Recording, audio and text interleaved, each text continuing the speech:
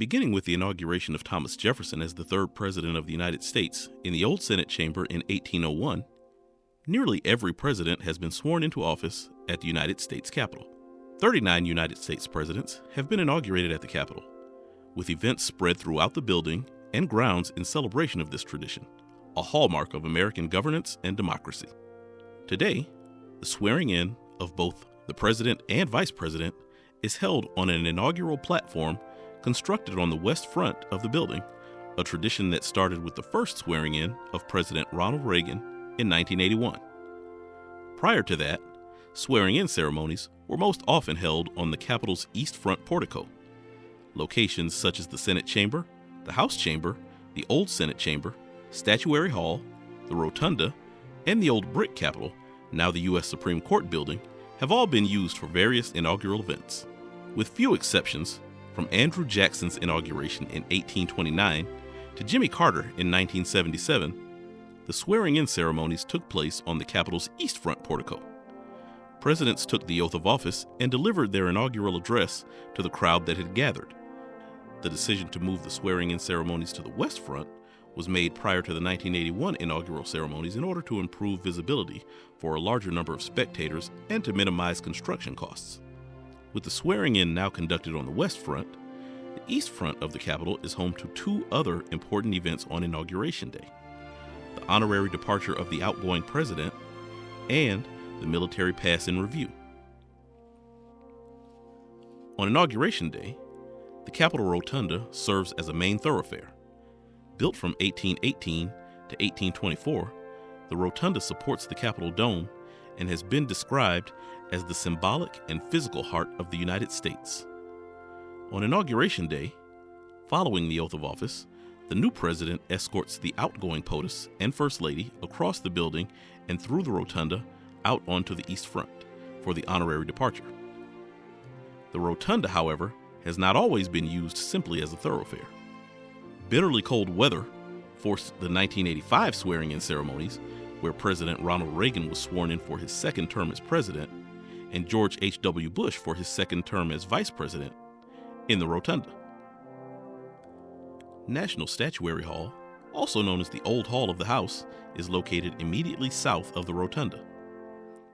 The large two-story semicircular room with a second-story gallery along the curved perimeter was the meeting place of the U.S. House of Representatives for nearly 50 years until 1857. As the House Chamber, this space hosted the swearing-in ceremonies and inaugural addresses of several presidents, including John Quincy Adams and James Monroe. In 1864, the space was renamed National Statuary Hall, and Congress invited each state to contribute 2 statues of prominent citizens for permanent display in the room. On January 20th, Statuary Hall is traditionally used for the inaugural luncheon hosted by the Congress in honor of the newly sworn-in president and vice president. The Old Senate Chamber is located just to the north of the Rotunda. The Senate met in this space from 1819 until 1859, when the new Senate Chamber was completed. Today, the Vice President recites the oath on the inaugural platform prior to the swearing-in of the President. For most of the nation's history, however, most Vice Presidents took the oath of office in the Senate Chamber, prior to the President's swearing-in ceremony, making the two ceremonies distinct. Prior to the 1937 inaugural ceremonies, Inauguration Day was March 4th, which was also the final day of the congressional session. After the chamber filled with members of Congress, the diplomatic corps, and other guests, the Vice President-elect, the President, and the President-elect would enter the crowded chamber, which would then grow quiet to hear the Vice President deliver his farewell address before gaveling the session closed. Another thoroughfare for the President and Vice President, President-elect, and Vice President-elect, and senators and members of the Inaugural Committee on Inauguration Day is the Crypt. The Capitol Crypt, a large circular room filled with 40 neoclassical Doric columns, was completed in 1827 and lies directly beneath the Rotunda. It was originally built to not only support the floor of the Rotunda, but as a way to access George Washington's tomb. Although President Washington decided not to be buried in the crypt retained its name and currently serves as a museum and a repository for 13 statues of the National Statuary Hall collection.